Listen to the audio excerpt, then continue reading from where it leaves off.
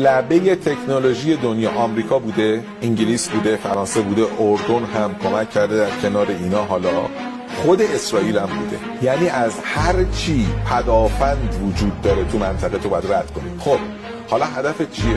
2 تا پایگاه اصلی، یکی تو شمال یکی تو جنوب، مخصوصا این پایگاه نباتین رو بزنم. چرا نباتین؟ مگه چه اهمیتی داره؟ مهمترین پایگاه هوایی این هاست.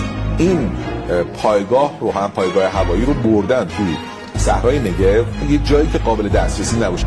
بیشترین میزان محافظت ازش وجود داره. چرا؟ اونجا مرکز عملیات F-35 شه. هواپیمای ترابری بزرگ هرکولس اونجاست. اونجا مرکز آموزش خلبانای F-35 هم هست. انقدر امنه که مرکز یکی از پایگاه‌های اصلی تجمیع جاسوساش هم اونجاست. انقدر امنه. خیلی ما میخواستیم بگیم دست نیافتنی ترین هدف تو میزنی، بهترین پدافند دنیا رو گذاشتی برای که از این محافظت کنی. F-35 $120 میلیون پولشه و چیزی هم نیست که آمریکا به دست هر کسی بده. میذاریش تو بهترین گنجینت.